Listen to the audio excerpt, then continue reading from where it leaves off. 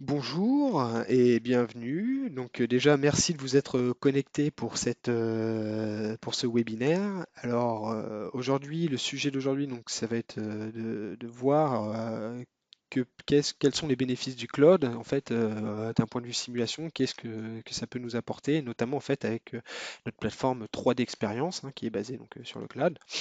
Et justement, quels sont les bénéfices que ça va nous apporter avec ces outils de simulation. Donc, j'ai déjà fait un webinaire il y a de ça 2, 3 semaines sur, on va dire, l'optimisation de la conception grâce aux outils de simulation.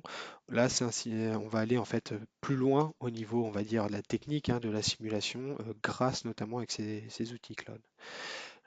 Je suis Eric Chastanet, c'est moi qui vais vous faire la présentation d'aujourd'hui. Je suis consultant simulation chez Dassault Systèmes et on va voir dans cette présentation d'à peu près une petite heure quels sont les bénéfices du cloud pour la simulation. Si vous avez des problèmes déjà au niveau du son, vérifiez bien que vous avez bien sélectionné le bon, comment dire, le bon périphérique, notamment au niveau du son, parce que des fois, si on branche un casque, peut-être que la sortie n'est pas sur le casque. Surtout aussi, autre point très important, si vous avez des questions, n'hésitez pas à les poser. À la fin de la présentation, on va faire une petite section, on va dire questions-réponses. Il est possible que je n'apporte pas toutes les questions parce qu'il y aura trop de questions et au bout d'un moment, il faudra arrêter la présentation. Mais ne vous inquiétez pas parce que en fait, je réponds à toutes les questions. Après, je vous enverrai un mail pour répondre directement à vos questions. Donc, si vous avez des questions pour la présentation, des questions d'ordre technique ou même commercial, n'hésitez pas à poser les questions. De toute façon, on reviendra vers vous dans la semaine qui suit pour pouvoir répondre justement à vos questions. Alors voici l'agenda d'aujourd'hui. Donc bien sûr, dans un premier temps, on va, comme d'habitude, commencer par une petite introduction sur la simulation en général, on va dire. Et voici les 3 points clés en fait de la présentation d'aujourd'hui. Donc on va voir dans un premier temps que la simulation, elle n'est pas réservée entre guillemets nullite. On a des solutions qui permettent de rendre la simulation accessible à tout le monde. Donc ça, c'est vraiment un point très très important qu'on va voir. Dans un second temps, c'est là où on va commencer vraiment à aller plus dans la technique, on va dire. On peut se poser la question, oui, mais nous, on a des matériaux complexes. Est-ce qu'on a des outils pour faire ça? Donc la réponse, bien sûr, bien entendu, elle est oui. On a des outils pour des matériaux qui sont très complexes. On va voir justement quel type d'outils on a sur la plateforme disponible pour pouvoir répondre à ces besoins. Et dans un troisième et dernier temps, en fait, on va aller justement sur les technologies entre guillemets les plus avancées au niveau de la simulation qui permettent par exemple de faire de la dynamique rapide, par exemple des crashs. Là, on a des autres phénomènes, voilà, on a des phénomènes très importants de dynamique rapide et du coup, quels outils on a à notre disposition pour pouvoir résoudre ce genre de problème. Alors, en parlant justement d'introduction, on sait que la simulation, ça fait plus de 30 ans, voire 40 ans qu'elle est utilisée. Au début, on a commencé avec des modèles, par exemple 0D, 1D, à une dimension. Ensuite, on a évolué à des modèles 2D, 3D, notamment avec le digital mockup, le fait de pouvoir avoir des géométries en 3D. Et grâce à ça, on sait qu'aujourd'hui, la simulation, c'est pas seulement un outil de validation. Grâce à la validation d'un modèle numérique, on va dire, mais c'est surtout, c'est la simulation, elle doit être intégrée, en fait, elle est de plus en plus intégrée dans les processus, on va dire, de conception d'un produit. Et ça permet vraiment d'aller plus loin. Parce que plus on intègre tôt la simulation, plus en fait on va pouvoir dégager du temps pour pouvoir mieux connaître son produit, entre guillemets, aller plus loin, et du coup aller voilà, plus loin par exemple, dans les caractéristiques du produit, dans les performances aussi du produit. D'ailleurs, il y a notre CEO, donc Bernard Chalès, qui en parle de ce point-là.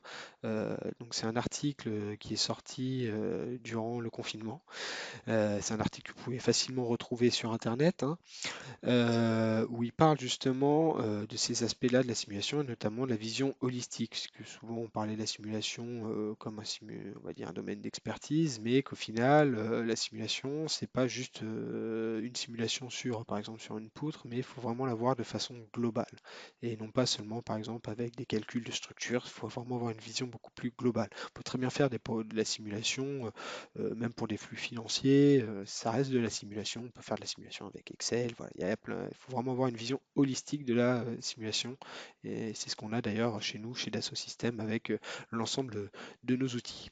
Donc dans cet article, il y a deux citations que j'ai trouvées très intéressantes. Donc la première citation que je vais vous lire là, c'est si la simulation, en fait, elle existe depuis un certain nombre de temps, on va dire à plusieurs décennies, aujourd'hui on sait qu'on la voit partout. On la retrouve partout, dans toutes les entreprises, dans tous les secteurs, pas dans toutes les entreprises encore, mais au moins dans tous les secteurs de l'économie.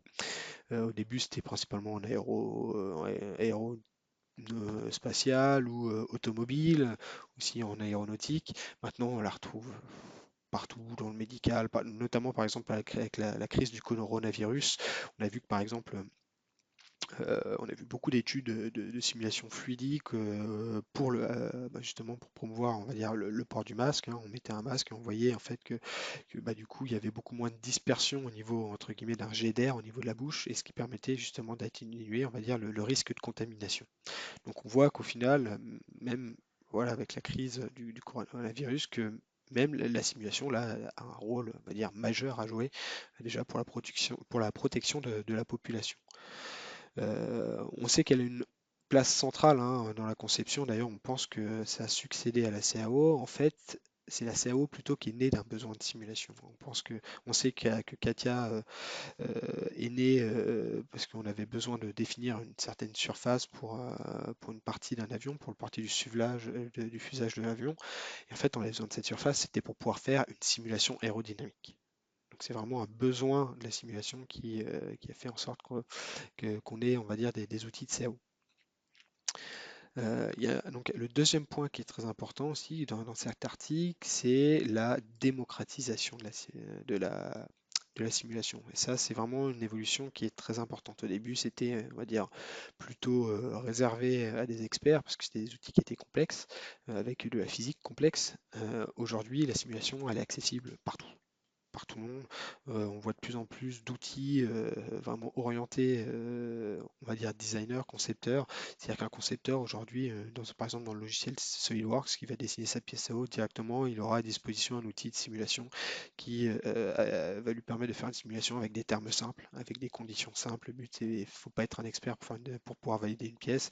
Une personne avec un minimum, on va dire, de bagage mécanique peut très bien faire une simulation et valider sa pièce. D'ailleurs, je parle de SolidWorks, mais on peut aussi faire ce genre de choses-là. C'est d'ailleurs ce qu'on va voir aujourd'hui avec notre plateforme 3D Experience. Le but justement de la plateforme 3D Experience, c'est de démocratiser aussi la simulation. Elle va être visible par tout le monde dans l'entreprise.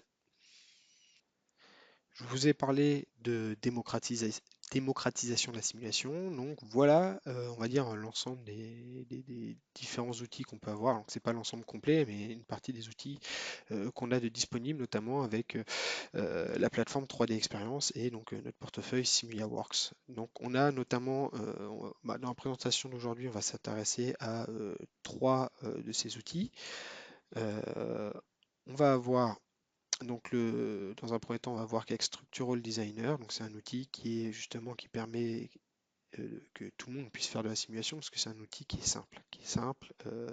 D'ailleurs, les termes qui sont utilisés sont des termes simples qui parlent, je veux dire, à quasiment tout le monde. Euh, Notamment aussi au niveau du nombre de clics pour pouvoir, ça paraît bête, hein, mais le nombre de clics pour pouvoir faire une simulation, on va voir qu'il ne faut pas beaucoup de clics pour accéder à un résultat. Donc ça, c'est très important. Et on a également deux rôles un peu plus avancés. Donc ça va être la deuxième et troisième partie, on va dire, de cette présentation d'aujourd'hui, avec les rôles Structural Performance Engineer et Structural Mechanic Engineer qui, eux, permettent vraiment d'aller plus loin au niveau de la simulation, notamment quand on a par exemple des matériaux complexes ou quand on a des phénomènes avec par exemple des chocs, donc la dynamique rapide. Alors, comme j'ai dit, dans un premier temps, on va parler de la simulation pour tous. Donc vraiment de l'aspect démocratisation de la simulation. Déjà, le rôle numéro un de la simulation, bien entendu, c'est de pouvoir valider ce que l'on est en train de concevoir. Donc on va voir que avec cet outil-là, ce premier outil, donc le rôle SRD, euh, que on peut très bien valider la conception de façon facile, et je vais dire quasiment de façon ludique. On va voir également que le travail en équipe est quelque chose de très important dans une entreprise, notamment avec la simulation, parce que souvent les gens qui font la simulation sont un peu méconnus des autres personnes de l'entreprise. On va voir que déjà, que ce soit pour partager son travail ou récupérer les données, c'est très important qu'il y ait cette collaboration. Et on va voir aussi que cette solution qu'on va vous montrer permet aussi d'avoir un stockage unique de vos résultats. Et ça, c'est quelque chose qui est très intéressant, notamment si vous voulez partager vos résultats avec d'autres personnes. Comme ça, les gens ont directement accès en fait à vos résultats si besoin. Donc voici notre plateforme 3D Experience. Donc l'intérêt de la plateforme 3D Experience, c'est qu'elle est accessible directement via votre navigateur Internet. Donc, vous rentrez votre login et là, vous accédez directement en fait à ce qu'on appelle un tableau de bord. Et dans ce tableau de bord, vous pouvez donc déjà, vous voyez que vous avez une visionneuse qui permet de voir par exemple une géométrie sur laquelle vous êtes en train de travailler. Et là, ce qui est intéressant, c'est qu'on voit que si par exemple vous travaillez sur une pièce, sur cet assemblage-là, il y a quelqu'un qui vous a assigné une tâche et qui vous a dit est-ce que vous pouvez par exemple valider la structure de cette conception-là, qui est une sorte de télécabine. Du coup, vous regardez le modèle qui était déjà inclus dans la tâche, donc vous n'avez pas besoin de perdre du temps à aller chercher le modèle. Et une fois que vous avez visualisé votre modèle, là, vous pouvez très bien dire, OK, bah, je vais commencer à travailler sur ce modèle-là. Donc vous avertissez la personne qui vous a assigné la tâche que vous avez commencé à travailler dessus. Donc là, vous voyez l'aspect collaboratif. Une fois que vous avez lancé donc du coup votre outil de simulation, ce qui est intéressant, ce qu'on voit notamment à droite, c'est qu'il y a un assistant. Et ça, c'est très important parce que cet outil-là, il est fait pour que, on va dire, tout le monde puisse l'utiliser. Vous avez juste à suivre l'assistant de haut en bas pour pouvoir faire votre simulation. Donc là, par exemple, on est en train d'assigner un matériau, donc on a accès à une base de données de matériaux, on va aller le choisir et on va aller facilement pouvoir assigner un matériau à nos pièces. Une fois que le matériau a été, on va dire, assigné à la pièce, ce qu'on peut faire, c'est qu'on va aller, donc on descend dans l'arbre, on va sur la partie contact, et du coup là, encore quelque chose d'intéressant, c'est qu'on a des outils de détection de contact automatique. Donc il suffit juste d'aller laisser cet outil chercher les contacts, il les trouve automatiquement et on les valide. Prochaine étape, continue de descendre dans l'arbre, Donc là, on va par exemple au niveau des connexions, on voit qu'il y a une barre qui est manquante en bas, là, qui traverse, on va dire, les quatre bras. Cette barre-là, on peut quand même on va dire, la modéliser en utilisant donc, des fonctionnalités. euh, Sans avoir besoin de l'importer. Donc voilà, ça permet de simplifier la géométrie. Donc là, on a mis des contraintes où on a fixé par exemple notre pièce. Maintenant, on va appliquer le chargement. On va dire par exemple que sur cet axe-là, on applique donc une force. Donc ce qui est intéressant, c'est vraiment qu'on suit vraiment de haut en bas l'assistant pour pouvoir mettre en données la simulation. Donc là, graphiquement, on va sélectionner sur quelle face on veut appliquer notre chargement et voilà, c'est vraiment très très facile à utiliser. Une fois qu'on a fait ça, on va pouvoir lancer le calcul. Donc là encore un des intérêts, c'est que soit on lance le calcul en local, soit si on n'a pas les ressources en local, on peut directement le lancer sur le cloud avec la puissance du cloud. Donc ça c'est très intéressant. Si vous avez seulement un petit ordinateur qui n'est pas du tout puissant, vous pouvez quand même lancer des simulations en utilisant les bénéfices du cloud. Autre point très intéressant, c'est que automatiquement, dès que le calcul est terminé, en fait, on va avoir en fait, un post-traitement, on va avoir des affichages, des tracés qui vont être automatiquement générés. Donc ça, vous n'avez même pas à les faire vous-même. Tous ces affichages que l'on peut voir là, ils sont faits par défaut. Donc vraiment n'importe qui, entre guillemets, peut après aller on va dire, examiner les résultats, parce que tous ces affichages, donc là on voit par exemple les contraintes, tout ça c'est fait par défaut. Donc bien sûr, après on a différents outils qui permettent de faire des plans de coupe par exemple, pour voir dans la tranche, aussi pour pouvoir isoler des pièces, donc on a différents outils. Encore un autre point intéressant, on a un outil qui permet directement de faire des rapports automatiquement. Donc ça, on sait que c'est un énorme gain de temps pour les gens qui font des conceptions. Une fois que vous avez terminé votre simulation, vous pouvez bien sûr partager ces résultats avec l'ensemble de vos collaborateurs, notamment par exemple avec le report, mais également grâce à la visionneuse 3D, vous pouvez tout, même si les gens n'ont pas on va dire les rôles pour faire la simulation, ils peuvent visualiser les résultats directement dans l'interface de la plateforme 3D Experience. Donc si on résume ce que l'on vient de voir, déjà on vient de voir que c'est simple de faire une simulation parce en fait, il suffit de suivre un arbre, l'arbre de l'assistant de simulation, de haut en bas pour pouvoir mettre en place toute la simulation. Et donc voilà, c'est vraiment quelque chose maintenant qui est accessible, on va dire, quasiment à tout le monde, parce qu'il n'y a plus besoin d'être un expert pour pouvoir faire les différentes étapes, hein, grâce notamment avec les checkmarks, là, ça permet vraiment de savoir si on l'a fait, si on a fait cette étape ou si on n'a pas fait cette étape. Autre chose qu'on a vu, c'est que c'est très intéressant d'être efficace. Et quand on parle d'efficacité, c'est notamment aussi de pouvoir partager ses résultats, faire savoir que l'on a terminé notre simulation. On a vu au tout début qu'il y avait une tâche qui avait été assignée pour pouvoir faire la simulation. Dès que vous avez terminé cette simulation, il suffit juste, par exemple, de dire que sur cette tâche que voilà, vous venez de la terminer, vous pouvez partager, et là vous êtes efficace parce qu'avec ces outils-là, vous avez accès à tous ces outils de collaboration. Et ça, c'est vraiment très important, hein. On parle de démocratisation, mais aussi de pouvoir collaborer. Si la simulation elle est faite seulement dans son coin, ça ne sert pas à grand-chose. Il faut pouvoir faire savoir que on a fait la simulation rapidement et que savoir que et aussi ce que l'on peut faire en simulation. Il y a tout cet aspect de collaboration qui est, on va dire, un des éléments clés aujourd'hui pour la simulation. Et troisième point, on a vu que tout le stockage se faisait sur le cloud. Et par exemple, dans la tâche, la personne qui avait assigné la tâche avait joint donc le fichier CAO, on va dire, et du coup, tout ce stockage se fait sur le cloud et c'est une source unique. C'est-à-dire que la personne, elle a directement récupéré, elle n'a pas besoin de le télécharger en local, hein, elle a directement récupéré le fichier qui était joint dans la tâche et elle est partie là-dessus pour faire sa simulation. Elle n'a pas mis 10 ans, hein, entre guillemets, à aller chercher les fichiers, c'était joint dans la tâche, et une fois que la simulation est faite, elle n'a pas à aller chercher les fichiers, de toute façon tout est stocké sur le cloud, il n'y a pas à aller chercher, tout est stocké à un lieu unique, donc voilà, il y a beaucoup moins déjà de pertes de fichiers, hein, parce qu'on perd souvent des fichiers, et il n'y a pas du tout à se poser des questions sur la gestion entre guillemets de ces fichiers, parce que c'est au même endroit, et c'est accessible par tous les utilisateurs qui en ont besoin. Donc maintenant, on va passer donc on va dire à la deuxième partie un peu plus technique, hein. Donc on peut se poser la question, oui, là c'était un cas entre guillemets assez simple de simulation, mais est-ce qu'on n'a pas vraiment, hein, si on veut vraiment aller plus loin, par exemple dans la simulation, si par exemple on travaille avec des caoutchoucs, c'est des matériaux qui sont très complexes, qu'est-ce qu'on a à notre disposition du coup?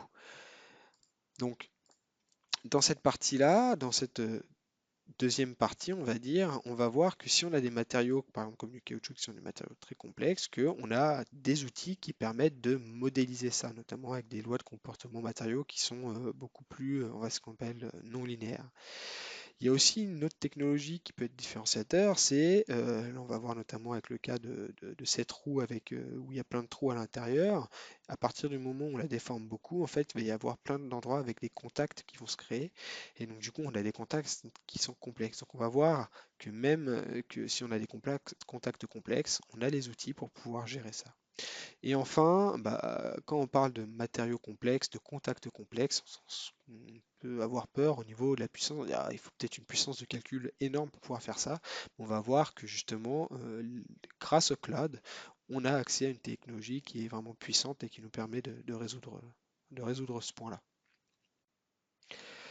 Alors, nous voilà dans l'interface de Structural Performance Engineer. Donc la première chose en fait que vous pouvez noter là, c'est que l'interface est très similaire à la vidéo que vous avez vue juste avant qui était sur Structural Designer. Et ça, c'est quelque chose de très important. Sur la plateforme, pour tous les outils de simulation, on va avoir la même interface. Alors bien sûr, entre les différents outils, on va avoir des fonctionnalités qui vont apparaître, qui sont propres en fait au type de simulation, mais l'interface reste la même. Donc ça, c'est très important parce que ça permet de ne pas être perdu quand on passe d'un outil à un autre.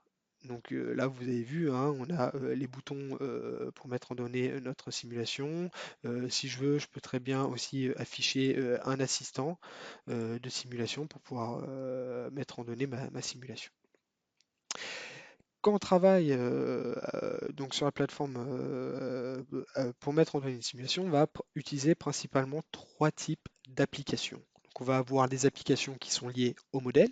Donc ça va être plutôt pour pouvoir choisir en fait par exemple les différentes pièces qu'on veut utiliser pour notre simulation, notamment par exemple si on travaille avec un assemblage.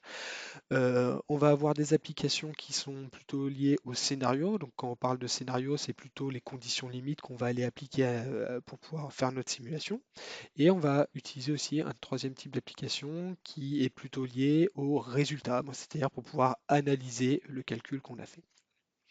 Donc, dans un premier temps, nous, on va s'intéresser plutôt à la partie modèle pour pouvoir expliquer cette simulation. Donc, cette simulation, c'est quoi? C'est en fait, on a une pièce qui est en un matériau qui est une sorte de caoutchouc. Donc, caoutchouc qui est un matériau qui est hyper élastique. Donc, déjà, on peut aller s'intéresser à ce matériau-là de la pièce. Si on va dans la configuration, on peut ouvrir la palette de matériaux et grâce à cette palette de matériaux, en fait, on a accès à un certain nombre de matériaux qui sont déjà liés avec la plateforme mais on peut également utiliser nos propres matériaux. Donc là, je vais utiliser le matériau qui a été utilisé pour cette simulation. Euh, on va aller regarder ses propriétés. Alors si on regarde ses propriétés, on voit que là, on a utilisé un matériau de type hyperélastique et dans les matériaux hyperélastiques, on a pas mal de différentes lois qu'on peut utiliser. Donc là, on a utilisé un modèle de Yo. Il y a également le modèle de Moudé et Rivling, qui est un modèle qui est quand même assez connu, qui est présent dans SolidWorks Simulation Premium. D'ailleurs, il y a également le modèle de Octane aussi, qui est assez connu. Donc là, vous voyez qu'il y a beaucoup de lois en fait qu'on peut utiliser. Il y en a beaucoup plus que dans SolidWorks Simulation Premium déjà. En plus des matériaux hyperélastiques, si on veut voir, on peut très bien utiliser d'autres types de matériaux, par exemple pour faire des mousses, donc avec le loi Hyperfoam, des matériaux viscoélastiques. Si vous faites juste un matériau qui est linéaire, élastique, vous pouvez très bien aller appliquer votre loi ici. Donc là, on peut voir qu'on a accès à beaucoup plus de matériaux et des matériaux beaucoup plus robustes que déjà ce qu'on a dans SolidWorks Simulation. Alors, une fois qu'on a appliqué notre matériau, on peut aussi s'intéresser à la partie maillage. Alors, si on regarde pour la partie maillage, donc je vais faire un double clic. Hop, alors là, c'est caché, mais je vais aller afficher le maillage.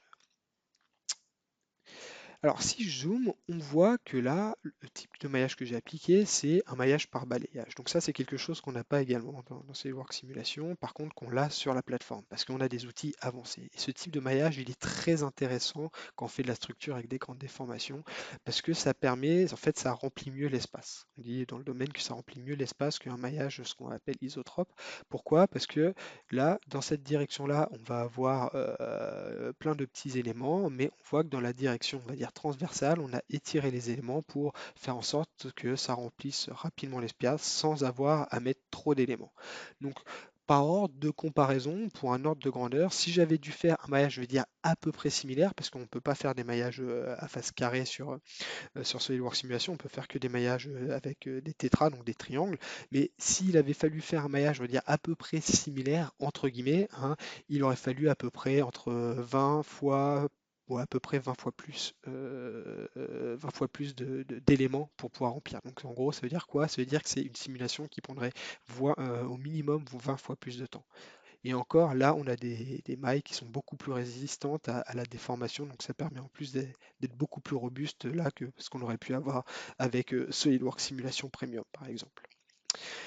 Donc là, on voit que pour pouvoir mettre en os maillage, c'est très très simple, hein. Ici, on a juste appliqué ici le nombre de couches. Donc là, on a deux couches dans la profondeur. On a appliqué une taille qui est à peu près la taille de, de chaque élément ici, qui est à peu près de 0,5 mm, 0,625 mm. D'ailleurs, quand on parle de maillage, hop, une fois qu'on a défini le maillage, donc dans cette simulation-là, ce qu'on va faire en fait, c'est que c'est une pièce qui va être fixée à l'extérieur et surtout on va appliquer en fait des mouvements à la face intérieure pour pouvoir appliquer voilà, des déplacements, des rotations. Et pour faire ça, ce qu'on va faire, on va utiliser quelque chose qui est assez, qui est assez commun, notamment dans la simulation, notamment avec par exemple Abacus, et on va utiliser un couplage. Donc un couplage, c'est quoi? En fait, c'est qu'on va relier toutes ces faces-là, donc les faces qui sont à l'intérieur de ce cercle-là, de cette face cylindrique plutôt, on va les relier à un point virtuel et ensuite ça nous permettra d'appliquer plus facilement nos conditions limites. Et ça, c'est ce qu'on appelle un couplage. D'ailleurs, quand on parle de conditions limites, on peut, alors, pour les conditions limites,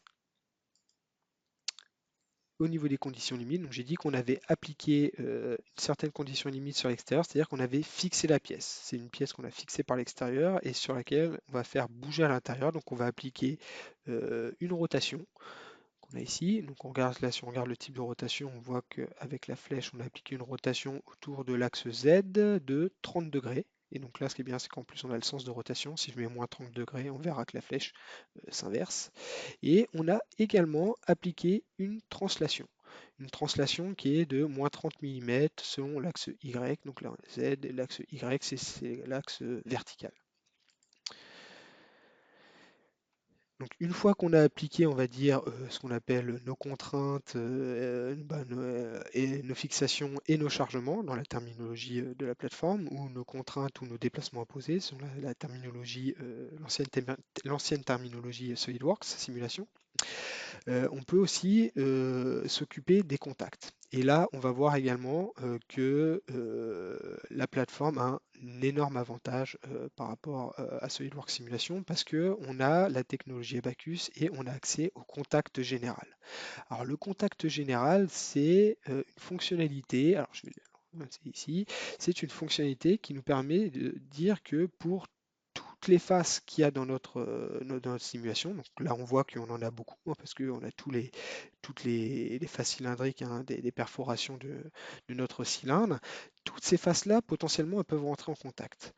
Et donc le contact général, c'est une option qui va nous dire que automatiquement, toutes ces faces-là, elles peuvent à un moment donné rentrer en contact, soit avec d'autres faces, ou soit avec elles-mêmes. Avec SolidWorks Simulation, on n'aurait pas pu faire ça. Avec SolidWorks Simulation, il aurait fallu définir pour chacune des faces la possibilité qu'elle rentre en contact avec une autre face. Et elle ne pouvait même pas rentrer avec elle-même. Donc là, clairement, ça aurait été très compliqué de le faire avec SolidWorks Simulation. Alors que là, on appelle, je veux dire, une fonctionnalité, une option, on va dire 2 clics pour la paramétrer. On a pris en compte la possibilité d'avoir des contacts partout dans notre simulation. Donc imaginez le gain de temps. Imaginez le gain de temps par rapport à SolidWorks Simulation. Et pour chacun de ces contacts, on peut bien sûr définir certaines propriétés. Donc, est-ce qu'on veut un contact dur? Est-ce qu'on veut prendre en compte, par exemple, de la friction? Donc ça, c'est dans ce modèle-là, par exemple, j'ai appliqué un coefficient de friction de 0,75. Au niveau du contact normal, j'ai laissé par défaut, c'est-à-dire que c'est un contact qui est dur, qui n'autorise pas du tout la pénétration. On peut ces fois autoriser une sorte un peu d'amortissement dans le contact, ce qui permet en fait de pas trop rigidifier le modèle, justement de le rendre un peu plus stable, un peu plus flexible, et ça permet d'aller un peu plus loin au niveau des calculs, sur les calculs qui sont un peu plus complexes. Euh, Au niveau de ce calcul, dans cette application de scénario, on peut également définir les champs qu'on va vouloir observer en sortie, c'est-à-dire les champs qu'on va vouloir visualiser dans nos résultats. On a vu que on va voir que c'est un calcul qui, même si c'est un calcul statique, on va voir que pour passer de l'état 1 à de l'état 0 plutôt initial à l'état complètement déformé, il va faire plusieurs itérations. Et donc là, on va lui demander par exemple d'enregistrer toutes les 50, d'avoir en fait 50 itérations pour pouvoir arriver d'enregistrer les résultats à 50 itérations. On voit qu'on par défaut, on va enregistrer les contraintes, les déformations, les déplacements, les forces. Tout n'est pas coché, c'est fait exprès, hein, c'est fait par défaut, parce que si on peut très bien tout cocher, c'est juste que le calcul va être un peu plus lourd quand on va télécharger les données, aussi un peu plus lourd à résoudre, parce qu'il va devoir tout enregistrer. Mais si on veut, on peut très bien tout enregistrer. Et donc, une fois qu'on a mis en données notre modèle, eh ben, il suffit après d'aller faire tourner notre modèle. Alors là, dans ce cas-là, j'ai déjà fait tourner le modèle.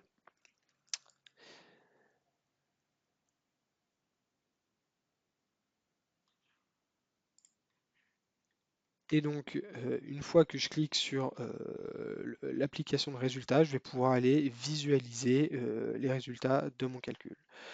Alors, on va aller visualiser les résultats. Alors, ça prend un petit peu de temps. Pourquoi? Parce que ça va télécharger en fait les résultats qui sont sur le cloud. Ça va me les télécharger en local pour que je puisse les visualiser rapidement. Alors, par défaut, hop, je vais peut-être fermer cette partie-là, on n'en a plus besoin. Par défaut, on voit que là, on a plusieurs types de résultats que l'on peut afficher. Donc souvent, ce qu'on regarde le plus souvent, ça va être la contrainte de von Mises. La contrainte de von Mises, ça nous permet de voir l'état de contrainte dans notre simulation. Donc plus on a des contraintes qui sont élevées, plus en fait le matériau est étiré ou compacté. Et donc c'est là où entre guillemets on peut avoir les risques de rupture. Donc si on regarde, donc là je suis à l'état on va dire le plus déformé, hein. Si je veux, je peux très bien aller à l'état 0 en sélectionnant ici. Donc là on n'a aucune déformation. Je vais à mon itération, à la première itération. Donc là on a un petit peu de contrainte qui se fait. À l'itération 2, donc ainsi de suite. Alors, je vais dézoomer, on voit que plus j'avance au niveau des itérations, plus mon échelle augmente parce que plus je vais avoir de déformation. Et si je vais à la fin, et ben typiquement c'est là où j'ai ma plus grande déformation. Donc là, si on zoome un peu, alors regardez un peu le taux de déformation. Regardez le taux de déformation qu'on peut avoir. Donc clairement, ça, ce type de déformation-là, c'est des choses qu'on n'aurait jamais pu faire avec SolidWorks Simulation. Là, ça, c'est des choses que la puissance du solver Abacus en fait nous permet de réaliser. Donc, les outils plateforme, comme j'ai déjà dit, ils vont utiliser la puissance du solver Abacus et ça permet de faire ce type de simulation-là avec ces très larges déformations. Donc là, on voit qu'on a vraiment des énormes déformations. Alors ça, on n'aurait vraiment pas pu prédire que potentiellement il y aurait pu y avoir des contacts à cet endroit-là. D'ailleurs, en parlant de contact, on peut aller par exemple voir la pression de contact. Donc la pression de contact, ça va nous permettre de voir où est-ce qu'il y a des contacts qui se sont créés. Donc là, ici, il n'y a pas encore de contact, mais là, typiquement, localement, on a un contact qui s'est créé. Alors là, il aurait fallu le savoir hein, que ça se déforme de cette manière-là pour pouvoir prédire. Ça aurait été quasiment impossible de le prévoir, on va dire, avant de lancer un calcul. Donc là, on voit qu'on a également un autre contact qui s'est généré à cet endroit-là. Ici, on a d'autres contacts. Donc regardez à peu près les taux de déformation qu'on peut avoir. C'est quand même vraiment assez impressionnant ce qu'on peut faire comme type de calcul. Donc on peut avoir accès aussi au déplacement et si besoin, on peut également faire une animation. Alors si on veut aussi animer un peu les résultats, on peut très bien lire une animation automatiquement de tous les itérations. Donc là, ça permet vraiment de voir au fur et à mesure comment ça se déforme. Donc c'est quand même assez impressionnant. Là, on voit à ce moment-là comment ça se déforme. C'est vraiment assez impressionnant. Donc on peut voir que vraiment avec la plateforme, on a tous les outils pour pouvoir faire des simulations qui sont beaucoup plus complexes, notamment au niveau des larges, des grandes déformations. Et on a également plein d'outils pour pouvoir faire du post-traitement. Donc là, bien sûr, je vais montrer des outils pour pouvoir afficher, on va dire faire des tracés. Si on veut, on peut également faire des graphiques en XY, on peut faire plein de types de tracés, afficher des valeurs mixtes, des valeurs min, des valeurs max, afficher des tableaux, etc. Donc on a vraiment tous les outils de post-traitement pour pouvoir le faire. Donc faisons un petit point sur ce qu'on vient de voir. Donc déjà on a vu que dans un premier temps, bah, si on a des matériaux complexes, on a des lois de comportement avancées disponibles avec cet outil, donc qui s'appelle le Structural Performance Engineer. Donc avec cet outil, on peut modéliser par exemple des comportements de caoutchouc, où il va y avoir vraiment des grandes déformations et surtout qu'il va y avoir vraiment un comportement mécanique complexe qui n'est pas du tout linéaire. Euh, on a vu que le contact général, c'est une fonctionnalité très puissante qui permet de automatiquement détecter tout type de contact. Donc, c'est-à-dire que là, dans le cas où on avait ces trous qui commencent à rentrer en contact avec eux-mêmes, hein, ça va être détecté automatiquement et grâce à la technologie qui est vraiment très puissante de contact général. Et dans un troisième point, un troisième point qui est très important, c'est que grâce à l'ensemble en fait des solvers déjà du contact général, mais des non-linéarités et également du solver qu'il y a derrière, qui est une technologie qui appartient à Dassault Systèmes, parce que c'est la technologie Abacus, on a pu faire ce genre de calcul-là. Avec un outil de simulation, on va dire basique, il aurait été, j'allais dire difficile, mais impossible à arriver à de tels résultats. Là, grâce à la technologie Abacus, déjà, on peut le faire, et en plus, on le fait rapidement. Ce modèle-là, il prend pas tant de temps que ça à faire tourner. Il prend à peu près, de mémoire, il prend à peu près une vingtaine de minutes à faire tourner. Alors que avec des technologies, on va dire, plus basiques ou plus conventionnelles, déjà, on ne serait pas arrivé à cet état d'avancement de là du calcul. Et en plus, il aurait peut-être fallu 2 ou 3 jours pour pouvoir arriver à un résultat. Donc on passe maintenant à la dernière partie, on va dire, technique de la présentation. C'est maintenant si on veut aller encore plus loin que des matériaux complexes, c'est-à-dire si vraiment on a par exemple des chocs, des impacts, ou vraiment s'il y a beaucoup de dynamique. Comment on peut prendre ça en compte? Du coup, on va voir que dans cette dernière partie, que à partir du moment où on a de la dynamique, on a également des outils qui permettent de prendre en compte ces aspects dynamiques, hein, par exemple avec les aspects inertiels et la dynamique très rapide. On a également des outils qui nous permettent de simplifier la géométrie. Donc ça, c'est très important aussi parce que plus la géométrie est simple, entre guillemets, plus on va gagner en temps de calcul.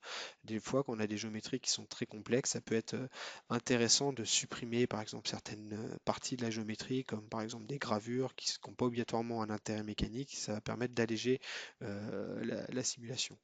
Et on va voir aussi qu'on a des outils, des fonctionnalités qui nous permettent de réduire le temps de calcul. Alors, nous voilà donc sur l'interface pour effectuer la simulation. On va aller écraser du coup cette canette, hein. Donc là, on voit que j'ai déjà importé une géométrie sur ma simulation. Donc il y a une plaque supérieure, une plaque inférieure et la canette. Alors si on peut regarder, d'ailleurs on peut faire un petit zoom, hein, si on voit donc la canette là qui est ici. Alors il y a également des matériaux qui ont été directement importés, notamment pour la canette. Donc si on regarde le matériau de la canette, hop, donc c'est un matériau avec une masse volumique de 2700 kg/m3, hein, c'est un aluminium qui a été utilisé. On voit qu'il y a de la plasticité qui a été utilisée pour renseigner comme matériau. Donc ça c'est pour vraiment modéliser le fait que la canette va se déformer et qu'elle va garder sa déformation une fois qu'on l'a écrasée. Et également l'amortissement qui a été renseigné. Donc ça c'est utilisé quand on fait des calculs avec la dynamique et notamment la dynamique rapide. Ça permet, on va dire, d'amortir les phénomènes de propagation d'ondes à l'intérieur du matériau. Alors si on revient donc à notre modèle, donc on va s'intéresser un peu plus à la canette. Donc si on regarde la canette, c'est vraiment une canette avec, on va dire, une épaisseur, hein. On voit que là j'ai sélectionné la face qui symbolise l'épaisseur à peu près de la canette. Donc c'est vraiment voilà, un corps volumique qui a été importé. Peut-être que pour la simulation, on préférait travailler avec un corps surfacique parce que ça coûte, on va dire, c'est plus facile à manipuler comme élément. Ça permet de simplifier fortement le maillage que de devoir, entre guillemets, mailler cette épaisseur-là. Ce qui est intéressant avec Structural Mechanical Engineer, c'est que on peut simplifier, on a des outils qui permettent de simplifier le modèle sur lequel on travaille. On a notamment une application qui permet directement de préparer le modèle. Donc là, par exemple, on va aller travailler sur la canette, qui permet de préparer notre modèle. Donc, dans notre cas, nous, ce qu'on va faire, c'est qu'on va aller sélectionner les surfaces extérieures pour extraire en fait ces surfaces-là. Donc là, on peut aller directement dans Idéaliser, on voit qu'on a un outil d'extraction. Si on regarde, là, on a des outils, des options. Par exemple, on va utiliser la continuité de la continuité en tangence. Et si je sélectionne, hop, ça va me sélectionner toutes les faces de mon domaine. Hop, je vais peut-être pouvoir cacher celle-là. Ça va me sélectionner toutes les faces jusqu'à ce qu'il rencontre une arête. Et là, on voit qu'il y a par exemple ici, il y a une arête qui a été rencontrée. Donc on peut aller rajouter hop, d'autres éléments à cette sélection. Donc, par exemple, voilà, cette face-là et cette face-là. OK. Et à partir de toutes ces faces hop, qu'on a sélectionnées, OK, on va pouvoir en extraire des surfaces. Donc là, si on regarde ici, on a trois surfaces qui sont apparues. Et là, c'est notre corps volumique original. Donc ce qu'on peut faire, parce que là on voit qu'on a trois surfaces distinctes, c'est qu'on va joindre ces trois surfaces. Du coup, si on va dans vérifier et réparer, on va aller hop, sélectionner directement nos trois surfaces et on va faire OK. Et là, on voit que maintenant, si je sélectionne assembler, on a toute notre surface qui a été bien assemblée. Donc par exemple, je vais aller cacher ça. On voit que voilà, si maintenant je sélectionne assembler, et on a bien qu'on a un corps qui est infiniment fin. Donc voilà, on a bien notre surface.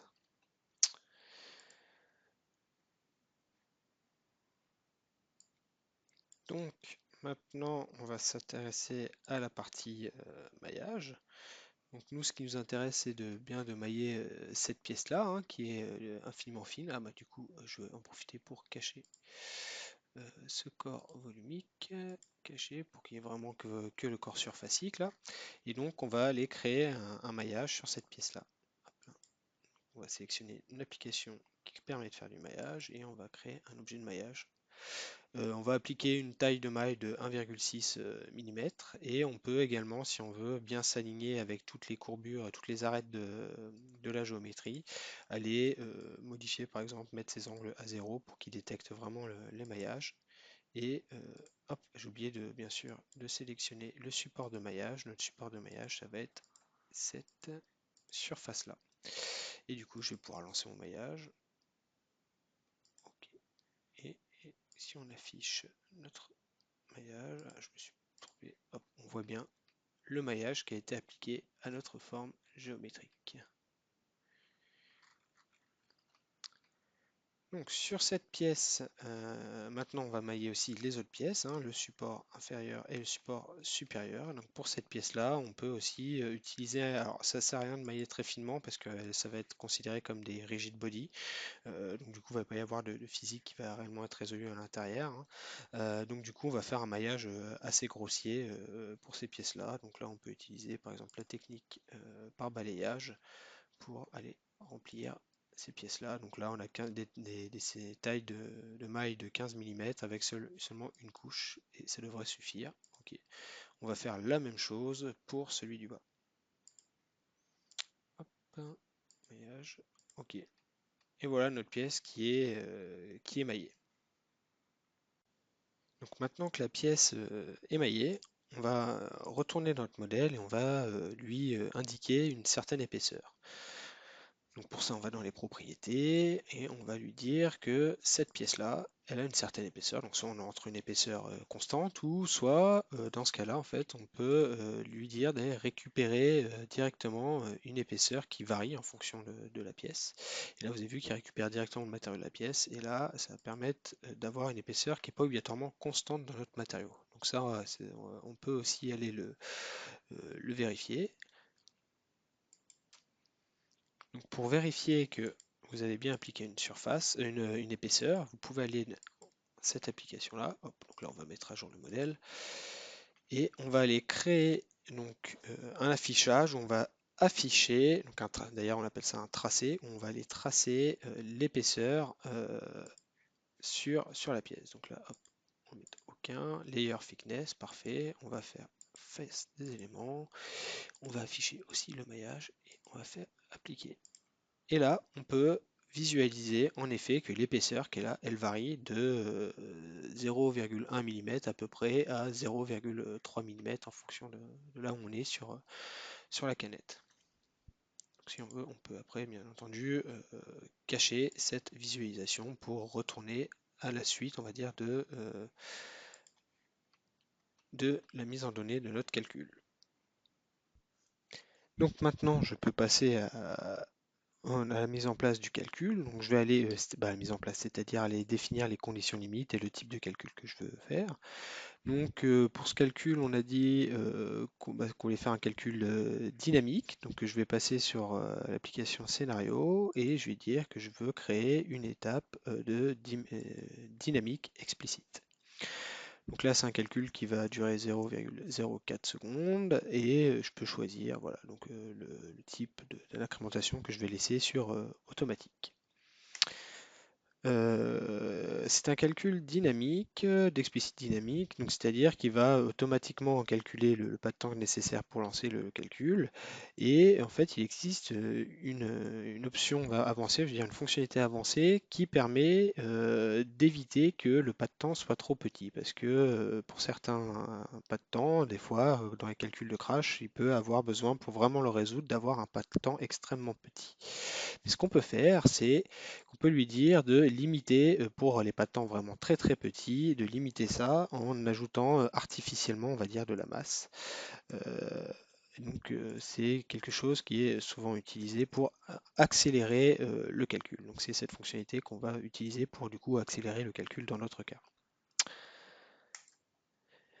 Euh, Une fois qu'on a fait ça, on va pouvoir continuer à appliquer des conditions limites. Ah, j'ai oublié un point.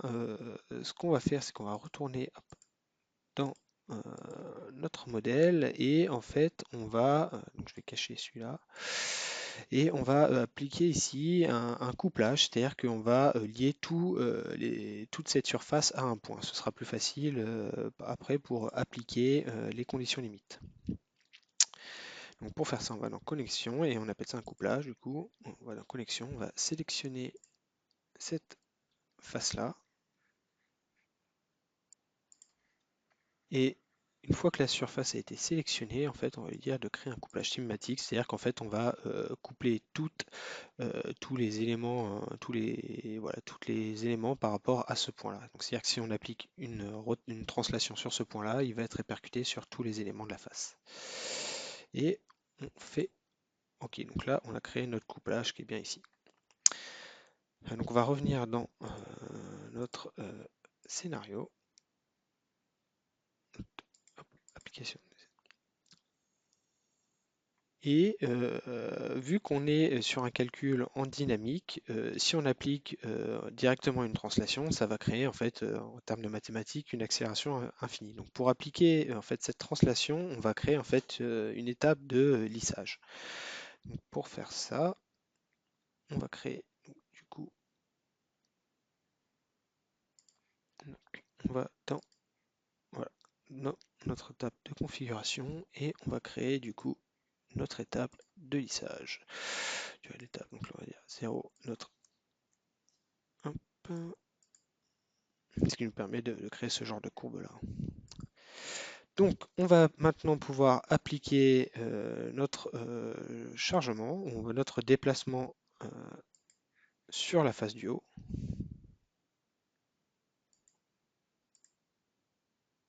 sur notre couplage. Déplacement qui va être de moins 100 mm, eh bien, hop, sur le repère global, sur l'axe Y, sur le repère global, parfait. Bien sûr, avec l'amplitude de lissage. On va également restreindre les déplacements ici. Pour ça, on va utiliser la liaison encastrement ici.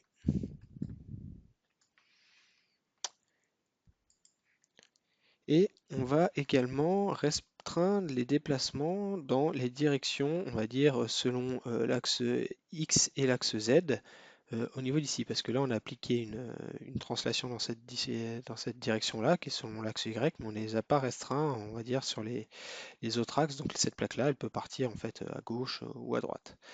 Pour faire ça, on va imposer des déplacements, toujours avec notre couplage, cette fois-ci selon Y, on va fixer toutes les autres directions, sauf Y, hein, là où on applique la translation.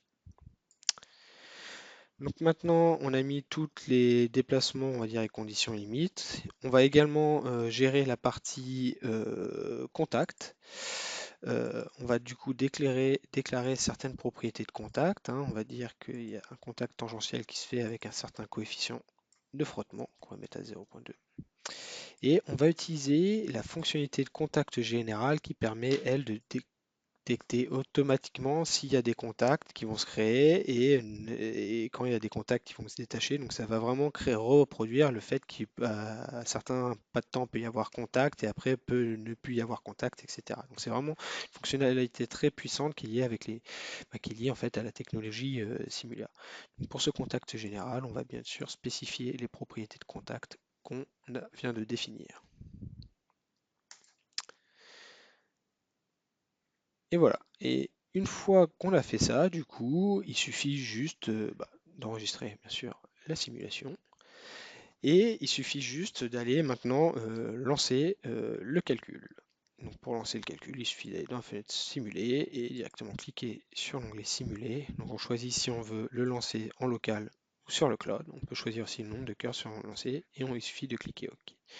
Donc dans ce cas-là, moi j'ai déjà lancé le calcul, donc du coup j'ai déjà lancé le calcul sur un autre modèle, c'est exactement le même modèle, ça évitera de le lancer en direct, parce que ça prend on va dire à peu près 5 minutes à faire converger le calcul. Alors passons au calcul que j'ai déjà lancé. Donc là on va dans la table du calcul que j'ai déjà lancé, donc là vous pouvez voir maintenant qu'il y a les résultats qui sont affichés, alors c'est exactement hein, le même setup. Donc là, ce que j'affiche actuellement, c'est le déplacement, hein. Je peux aller animer hein, si on veut. Voilà, le calcul.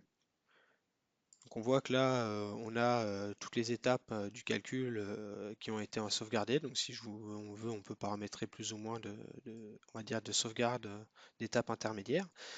Et donc après, je peux revenir voilà, à chaque étape qui a été sauvegardée pour voir l'avancement du calcul. Donc là, j'affiche le déplacement, hein. Je peux également afficher par exemple la déformée plastique.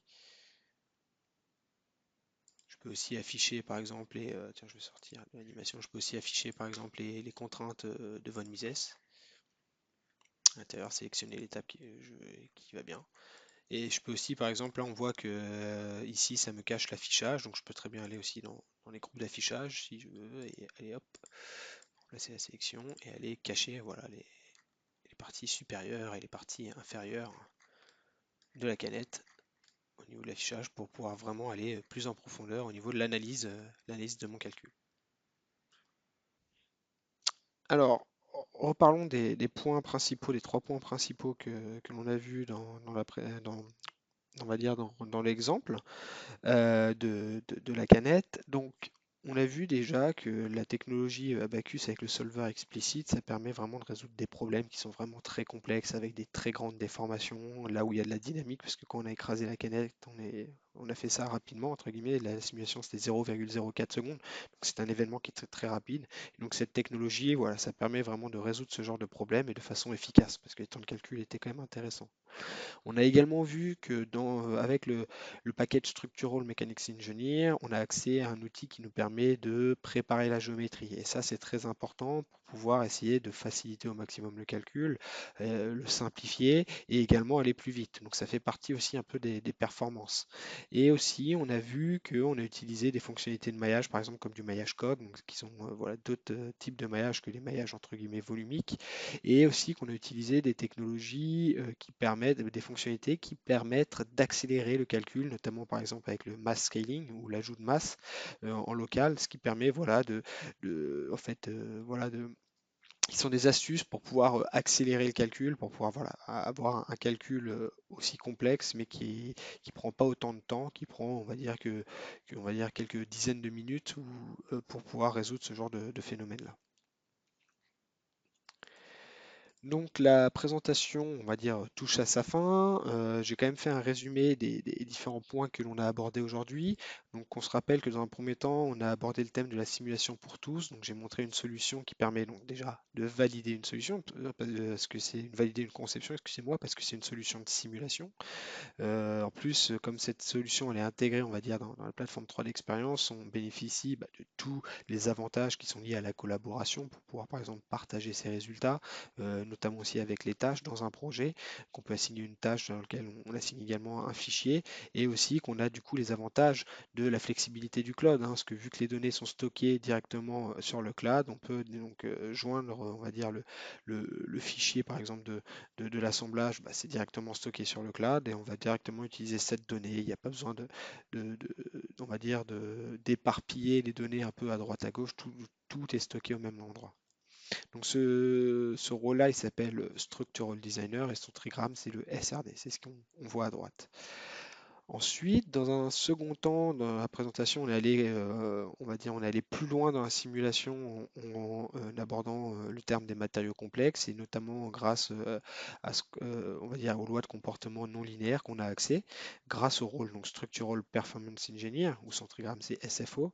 On a vu également que grâce à cette solution-là, on a aussi accès déjà à la technologie Abacus, et surtout à la fonctionnalité de contact général qui permet de détecter automatiquement tous les contacts. Donc ça, c'est vraiment une technologie qui est très puissante parce que quand on a on va dire des géométries complexes avec une possibilité de contact qui devient très complexe, s'il fallait définir, on va dire manuellement tous les contacts, ça pourrait vraiment prendre beaucoup de temps. Et là, on a une technologie qui fait ça automatiquement, quoi. Il y a pas, Ça permet de gagner du temps sur la mise en données, ça permet de simplifier, on va dire, voilà, la simulation, et c'est une technologie qui est très très très efficace et très puissante. Et enfin, la dernière partie, on est allé encore plus loin sur la simulation en parlant de problèmes avec de la dynamique rapide, et notamment grâce à Structural Mechanics Engineer, donc le trigramme c'est SSU. Donc cette technologie-là, elle permet d'avoir voilà, un solver explicite qui permet de résoudre typiquement des problèmes de crash, donc vraiment avec de la dynamique rapide, avec de l'impact, avec des déformations et surtout des domaines de plasticité qui sont énormes. Donc là, c'est, on va dire, pour aller vraiment au plus loin dans les études structurelles. On a vu que grâce à cette solution-là, on avait également à disposition une application qui permettait de simplifier la géométrie. Et donc ça permet du coup par la suite de gagner beaucoup en temps de calcul parce qu'on simplifie le modèle. Et on a vu aussi que grâce aussi à cette technologie-là, on avait des outils entre guillemets un peu avancés qui permettaient voilà, d'accélérer le calcul. Avant de passer sur la partie questions, je voulais vous rappeler, j'en ai pas encore parlé dans cette présentation, mais je voulais vous inviter, entre guillemets, à prendre rendez-vous le 13, 14, 15 et 16 octobre 2020. On a ce qu'on appelle, on fait un événement qui s'appelle la Simulation Week. Et l'objectif, voilà, c'est de parler de la simulation en fonction des différentes industries dans lesquelles vous pouvez travailler. Donc ça se déroulera du 13 au 16 octobre. Et, vous allez recevoir de toute façon par mail un lien pour pouvoir s'inscrire.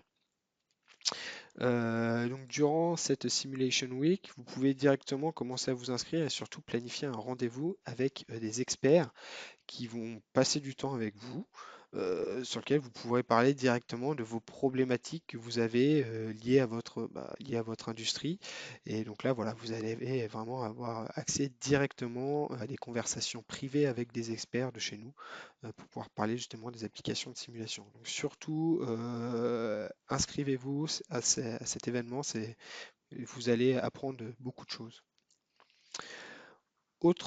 Dernier point avant de passer à la partie questions, vous pouvez prendre votre téléphone portable et prendre une petite photo hein, de ce QR code. C'est notre chaîne SolidWorks France, notre chaîne YouTube, sur lequel vous pourrez voir en fait en replay les différents webinaires que l'on fait.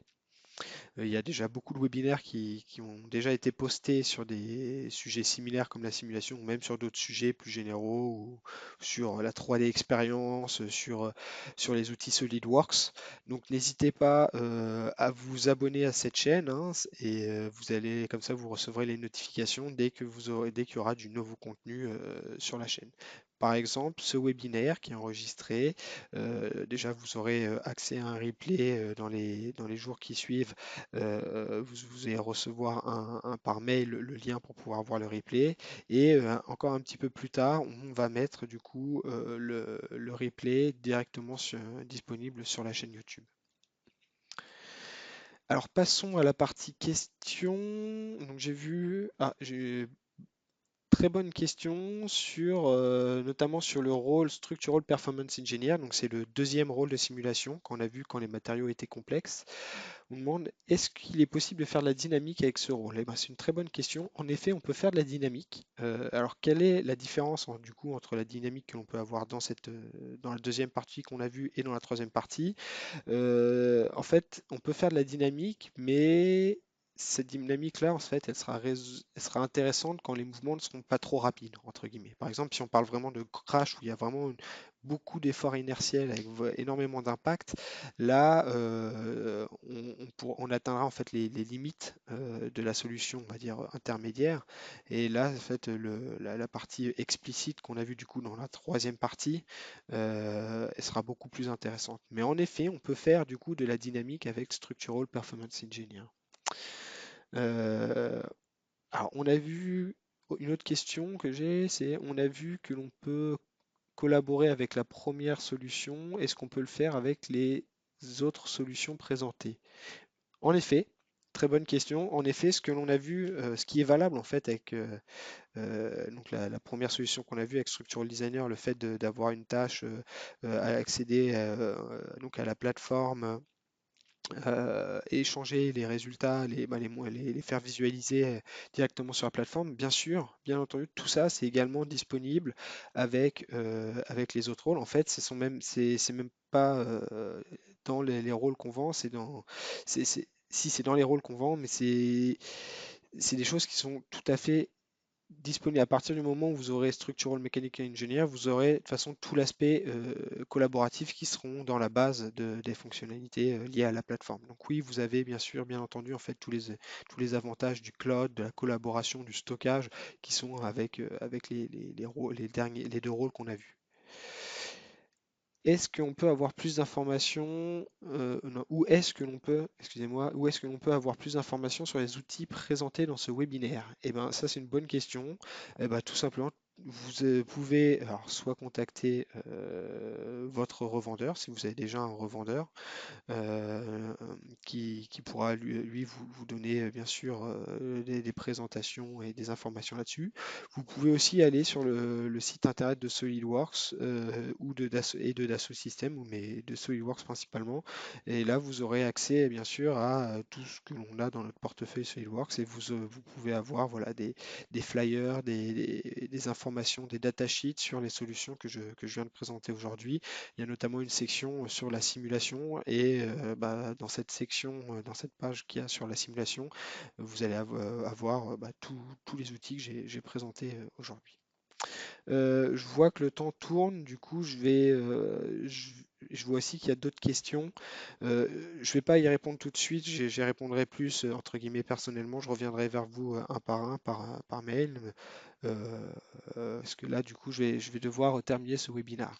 En tout cas, je vous remercie beaucoup d'avoir assisté à ce webinaire. J'espère que le contenu vous a plu et de toute façon, comme j'ai dit, je reviendrai vers vous pour les questions qui n'ont pas encore été répondues. Donc, je reviendrai vers vous personnellement par mail. Et bien sûr, je vous incite à vous abonner à notre chaîne YouTube et notamment à suivre nos prochains webinaires. Sur ce, je vous souhaite une bonne journée et à bientôt.